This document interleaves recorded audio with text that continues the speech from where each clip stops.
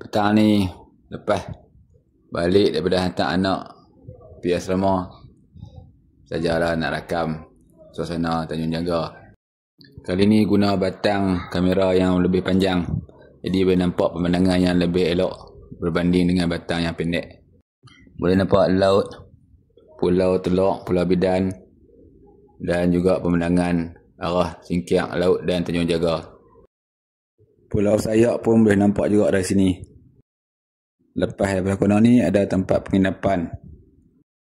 Nama dia Senjana apa tak tahu.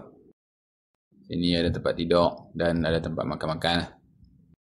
Kalau orang cuti ni ramai lah. Orang ramai kot ni. Ni yang saya kata Senjana tu. Tak tahu dia panggil apa tau. Panggil glamping kot. Jenis macam kemah. Macam besar-besar ni. Kebetulan pula ada konvoi motor main belakang. Mereka pun bertegak sapa dengan saya.